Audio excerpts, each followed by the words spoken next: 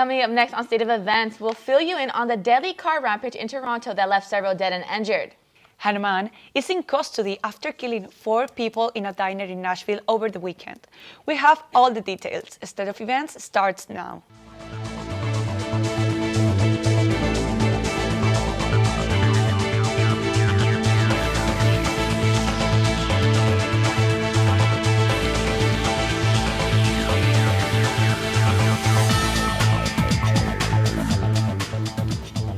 Welcome to State of Events. I am Sara Cabrerizo. And I'm Karen Rios. We have a lot of news to break down this Tuesday afternoon. Let's get right to it. The perpetrator of yesterday's mass killing in Toronto is under custody and facing 10 counts of first-degree murder and 13 counts of attempted murder. Suspect Alec Maynesian, age 25, drove a van over a crowded sidewalk on Monday around 1:30 in Toronto's North End, in the deadliest mass killing in Canada in decades. Prime Minister Justin Trudeau says there is no reason to suspect any national security connection, but Maynesian's motives remain a mystery. He attended a high school program for kids with special needs, but classmates remember him as harmless. Nashville police arrested the suspect in the weekend shooting at Waffle House restaurant on Monday. Travis Rinkin, a 29-year-old construction worker, had a handgun and ammunition when arrested, but he did not try to run and cooperated with the officers, Nashville police states. The arrest ended the manhunt that began when the man killed 4 people and ran naked from the scene on Sunday night. Now back to California. PG&E is investigating a third-party construction crew due to a gas leak. They're making sure that the required steps to get a valid undergrad service alert ticket was processed after 400 people were evacuated from San Francisco's largest homeless shelter. The homeless shelter is located near Cedar and Polk. San Francisco Fire Department says that 14 people were taken to the hospital because of the gas leak with no real threatening injuries. And it will be easier for ex-convicts to get job licenses in California.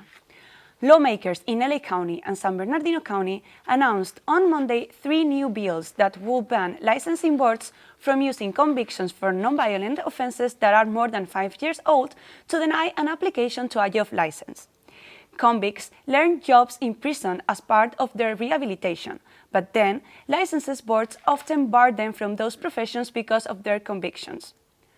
Assemblyman David Chu says that blocking ex-convicts from the jobs they need to turn their lives around doesn't make any sense. And fellow SF State student has used his experience of discrimination at the Student Health Center to create a change for our current and future students. State of Events reporter Jessica Montagnier will tell you more. SF State joined forces with San Francisco AIDS Foundation to hold an on-campus event providing free HIV and STI testing for students. This event was organized by SF State student Jose Francisco in efforts to provide accessible and free sexual health screenings to students who might not be eligible for free on-campus services. Not many know that sexual health screenings at the Student Health Service only cost for some. Until now, this issue affected numerous LGBTQ+ students at the university. San Francisco State will now offer free HIV and STI testing to all students, no matter their sexual orientation. Last year, around this time, Jose Francisco was denied free testing at the Student Health Center. He applied to a government-funded program that provides free services for heterosexual men and women concerned about reproductive health. When he was asked about his sexual orientation during the application, he was honest and told the nurse that he is gay. This ultimately led him to being denied the services and ended up with a $200 bill. Jose later wrote about his experience in an article published on the Golden Gate Express. I wanted to create a greater change beyond just them apologizing for the experience that I've had, because I knew that it was an experience shared by many students who don't identify as heterosexual. And fast forward 1 year later, all SF State students are now able to log into My Health on the Student Health Services website and schedule an appointment for a sexual health screening that is free of charge.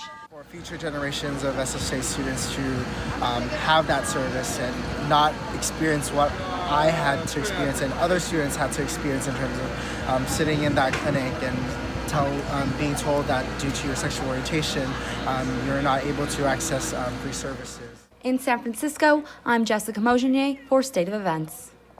San Francisco Mayor Mark Farrell is planning to hire a team of 10 health professionals devoted to cleaning up needles in the city. Barbara Garcia, the Department of Health Director, and Mayor Mark Farrell say that they would designate $750,000 to hire employees with the San Francisco AIDS Foundation. Farrell says that he wants to be more responsive to residents since it can take about 24 hours for the 311 service portal reports of needles on streets and sidewalks to be cleaned out.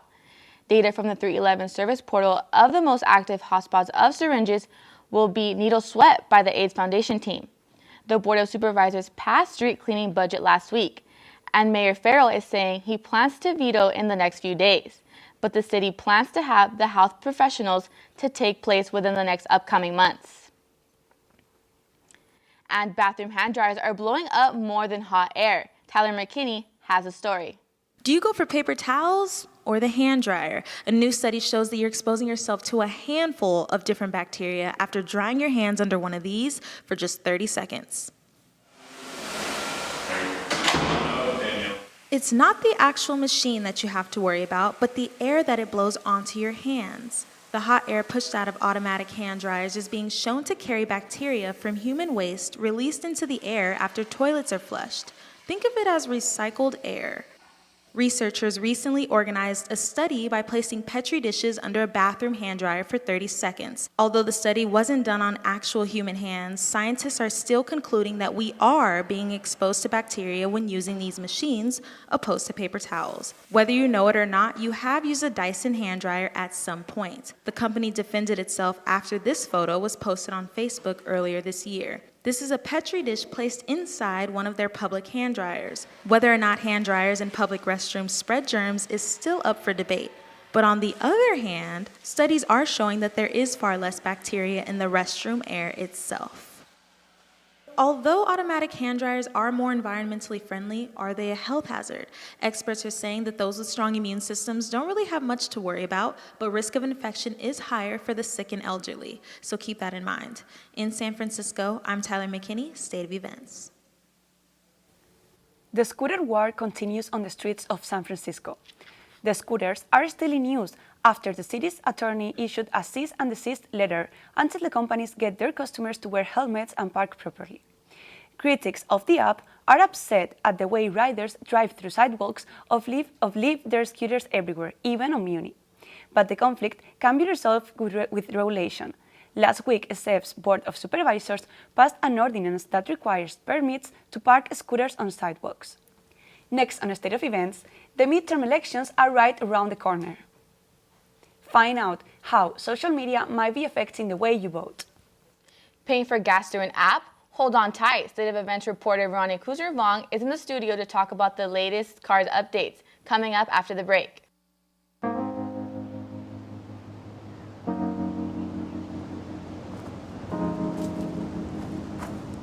I saw a sleeping bear, a grizzly bear. It was sleeping behind a tree, and I saw a real coyote.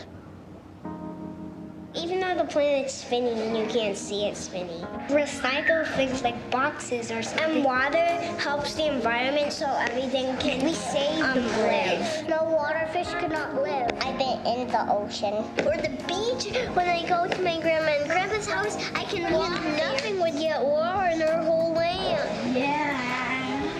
Throwing things away and using them again. The scraps we can make up. I like the planet. My future is now. My future is now. My future is now. My future is now. My future is now.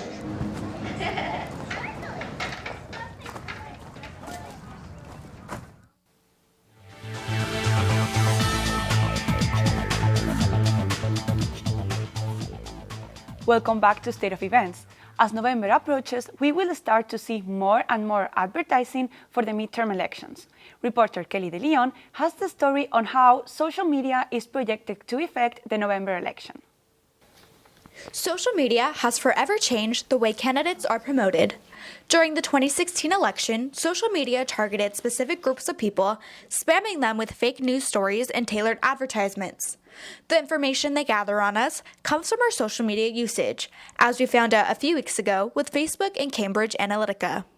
Another way social media will affect the outcome depends on how we choose to interact with it.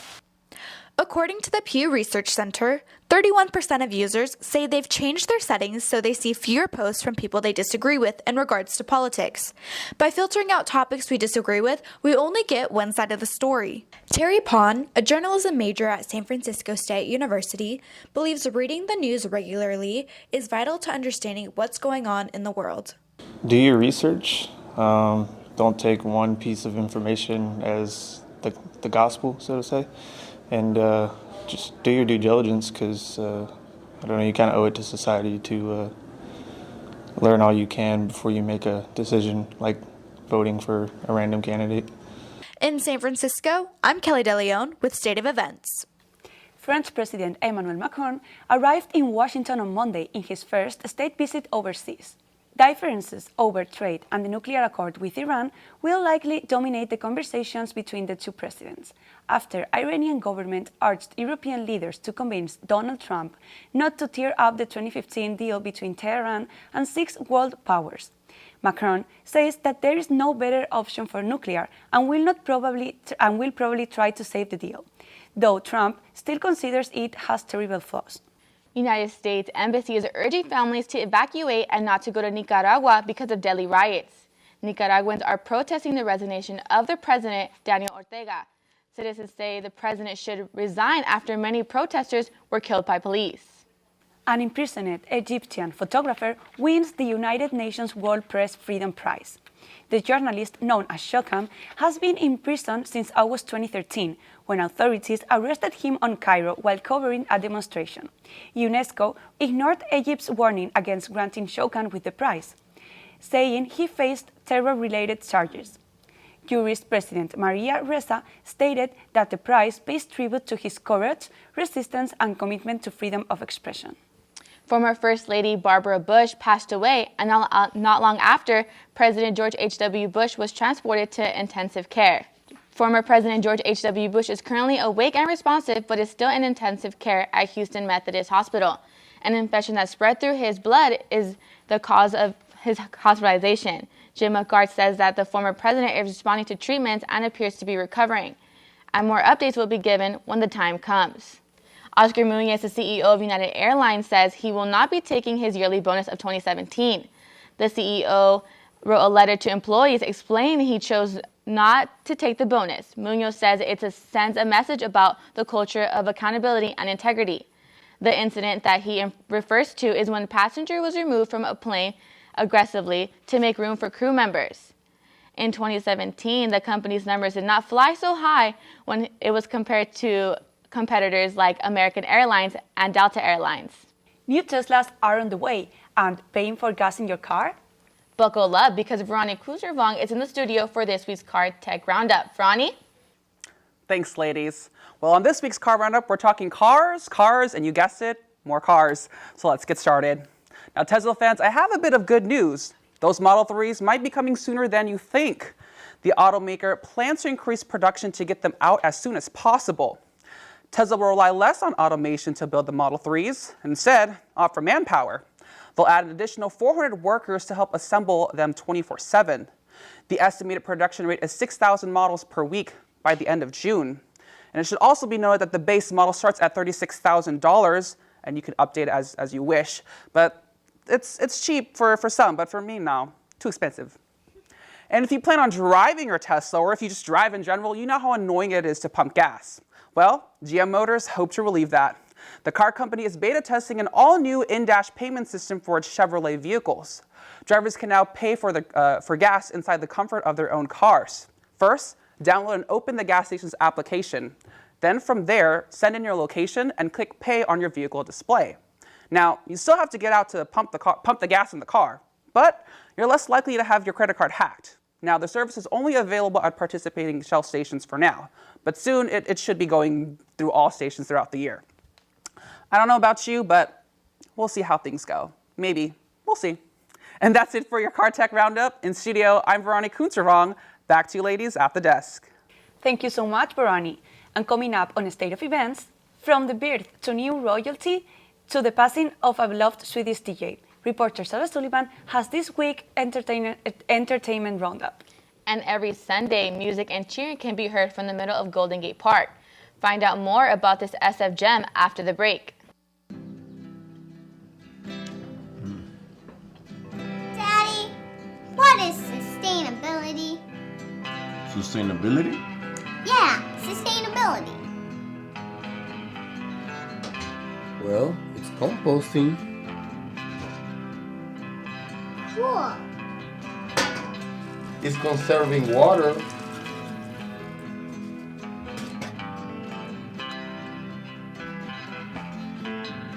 What about clothes? Because we reuse clothes too.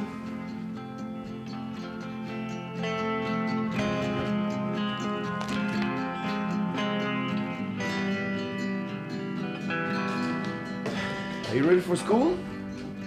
Almost done.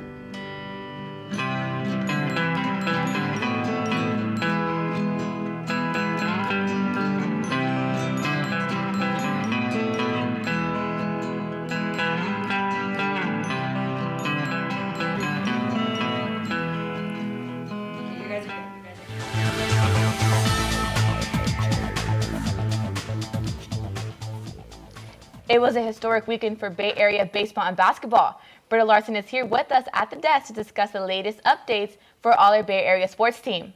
How are the Warriors doing right now, Britta? Well, they're up 3-1 against the Spurs, and they play Game 5 tonight at Oracle, so we'll see. I hope they can close it out tonight. Yeah. It's been a great week in Bay Area sports. Let's take a closer look. The A's made history over the weekend when Sean Manaea pitched a no-hitter against the Boston Red Sox, who had won 8 of their last 10 games. He struck out 10, walked 2, and finished with 108 pitches in Oakland's first no-hitter since 1993 and the 7th in franchise history. They won the game 3-0 on hits by Stephen Piscotty and Jed Lowry and a home run from Marcus Semien. The Giants' bats came alive this weekend against the Angels with home runs from Nick Hundley, Mac Williamson, Andrew McCutchen, Evan Longoria, and Brandon Belt. This series also saw a major league record broken when Brandon Belt saw 21 pitches from Angels rookie Jaime Barria in an at-bat that lasted 12 minutes and 45 seconds. The Giants took 2 out of 3 games in Anaheim, giving them their first series win for the season. The Sharks, who swept the Anaheim Ducks in the first round of the NHL playoffs, still don't know when their next round will begin, but they do know who their opponent is.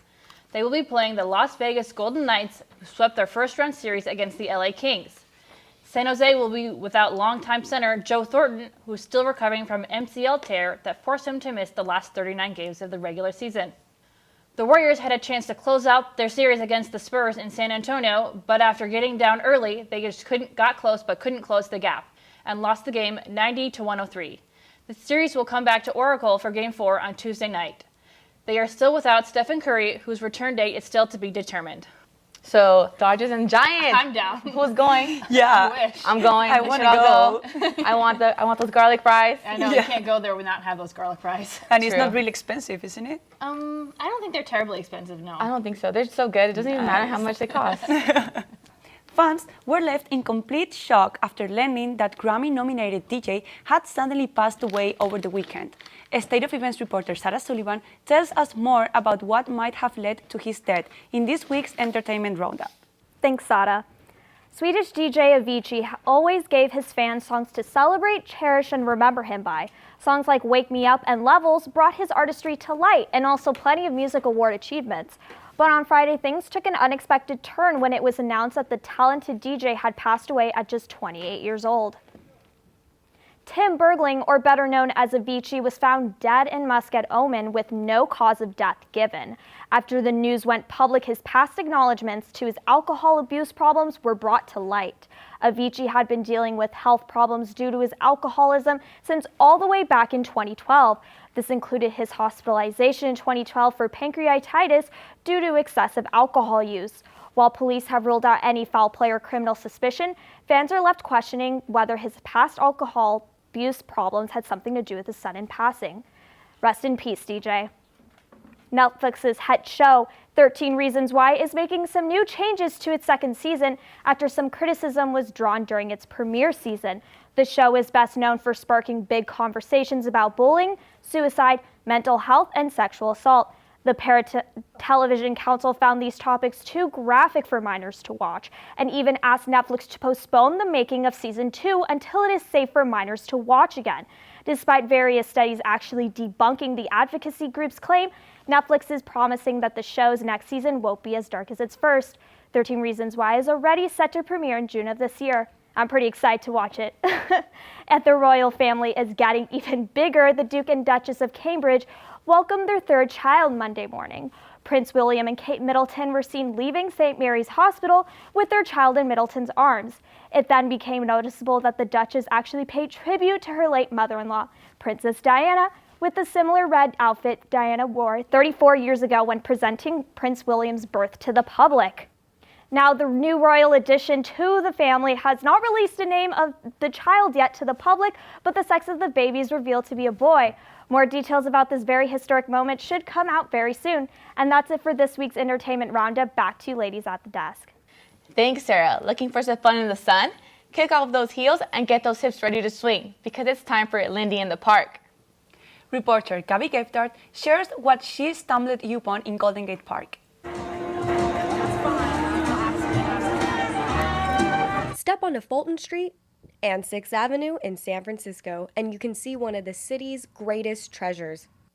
With more than 1,000 acres to discover, Golden Gate Park offers a variety of activities to choose from. If you take a stroll along the sidewalk behind the De Young Museum, you'll begin to hear the songs of sax and soul. Lindy in the Park is a free social swing dancing group that's been going on for almost 20 years. Where else in San Francisco can you dance, jump, swing, and converse with people for free? During the 90s, there was a big swing renaissance at that time, so a lot of people joined at that time, and it just took off from there. While it's called Lindy in the Park, not all of the dancers are able to master the Lindy Hop. However, this duo is Lindy hopping the afternoon away. There are all levels, from beginners to people who've been doing it for a long time. Swing dancing is the perfect way to get your heart rate moving with no prior experience or gym membership necessary. Co-founder Ken left me with a few words of wisdom to dance by. And if they don't know anything, we start from the very beginning. If you want to join in on the dancing fun, head to Golden Gate Park every Sunday from 11 a.m. to 2 p.m. when it's sunny. Reporting for State of Events in San Francisco, I'm Gabby Gephardt. If you want to join in on the dancing fun, head to lindyinthepark.com and don't forget to check out their Facebook page. Well, that looked like so much fun. I know, right? Busting some moves at the park. Like, we should go. Yeah, and now with the nice weather, it's like perfect. I know. I need the sun. I need the sun. Yeah. And that's it for this week's State of Events. Make sure you check stateofevents.net for more updates. And we hope to see you here next week. Thank you so much.